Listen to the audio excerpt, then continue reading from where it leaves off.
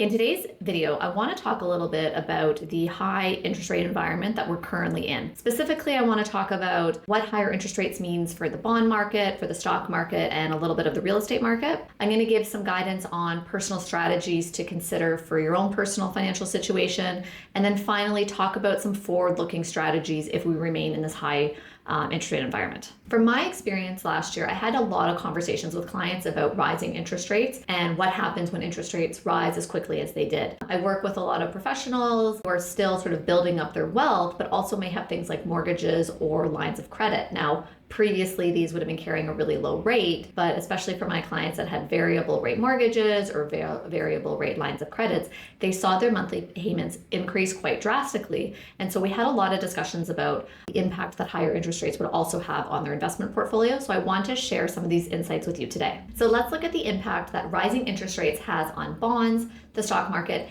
and the real estate market. Looking at bonds first, there is an inverse relationship between the value of a bond and interest rates. So for example, when interest rates go up, the value of bonds tends to fall. When interest rates go down, the value of bonds tends to go up. And I'll give an example to kind of highlight why we would see bond prices come down when interest rates are going up. So say, for example, you held a 10-year Government of Canada bond, and that bond paid out a value of 3% annually. So that means that you had essentially lent the Government of Canada money, and in return, they were going to pay you back 3% on that borrowed money for 10 years. Well, we know over the last 2 years, we saw interest rates go up quite drastically. So again, you're holding a 10-year Government of Canada bond, paying out 3%. But now new bonds are being issued, and maybe they're being issued at, 4 or 5%. And so someone who takes out one of these bonds now is getting paid back 4 or 5%, but you're only getting paid back 3% on your bond. So guess what? If you want to sell your bond, well, the value of that bond is going to be worth a little bit less because someone can go out and pay a little bit more and get one that's going to give them a 4 to 5% rate of return.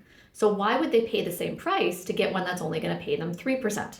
An example that I sometimes like to use is imagine Apple comes out with a new iPhone and it has all these great new features. Well, you go and buy the new one. You have your old Apple iPhone that you plan to sell, but maybe it's going to be worth a little bit less than it was a year ago because there's this new one available on the market that's a little bit better. And so you have to sell your old one at a discount. Similar concept when we're talking about bonds in this example. Now let's talk about rising interest rates and what it means for the stock market. And remember, the stock market is always a little bit more forward-looking. So it's looking at what do we think is going to happen, and those future events are often priced into the current stock prices. So if we know that interest rates are going up or that they're going to stay high for some period of time, it implies that number one, it might be harder for companies to borrow money to expand their operations because it's going to cost them more to take on debt to do those things. We also know that it means that perhaps the consumer is going to have higher interest rate costs on their mortgage, on their lines of credit, which is going to leave them with less variable income to spend on whatever the company is selling. This, of course, will hurt a company's profit margins. If a company is making less money, it's one reason for their stock price to decline. And so that's why sometimes we see a period of high interest rates or a period of rising interest rates coupled with lower stock valuations. So when it comes to investing in the stock market, of course, we always want to be diversified and not necessarily always just invested in companies that are going to be extremely interest rate sensitive, but rather diversify across a couple of different industries. And of course, now we have the real estate market. Probably a lot of us have seen some house prices have come down. And of course, that has to do with the fact that borrowing costs are higher.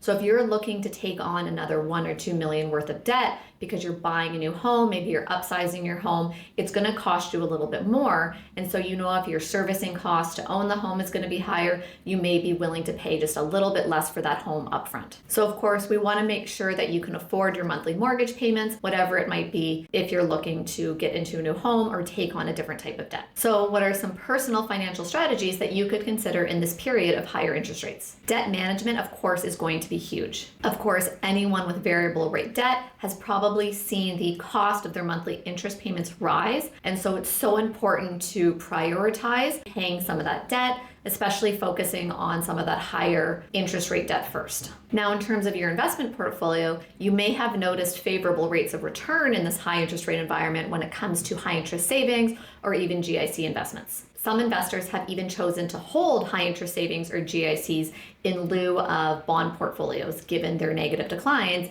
in 2023. And while this has been a strategy that has worked great for some investors, specifically with those holding high interest savings and GICs in tax sheltered accounts, remember that when you have a non-registered account, if you hold a GIC or high interest, all of the interest you make is taxable.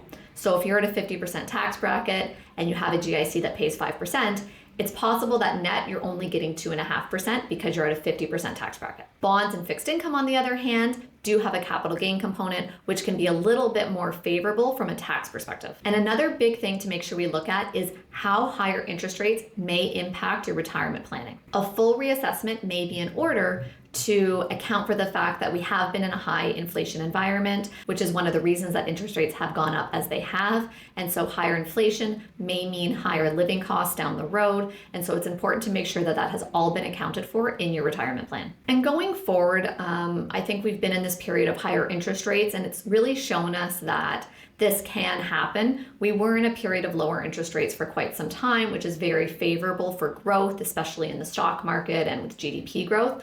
But this has really shown us that things can turn around and that we might, again, encounter a period of higher interest rates in the future. So it's so important to be regularly reviewing your investment portfolio and specifically to any sort of cash flow or retirement planning to make sure that the plan you have in place is accounting for these periods of time where interest rates might be higher. And of course, try to stay informed about where we are with interest rates and what's going on in the economy. Of course, that's easier said than done. We're all busy. It's hard to keep track of these things. However, that's why I'm here, is to know what's going on in the economy and to help you make good decisions with your investments and your retirement planning. Be sure to check out the full article in our bio, and you can also check out our website where we post regular market and financial tips like this. If you enjoyed today's video, be sure to subscribe and leave a thumbs up.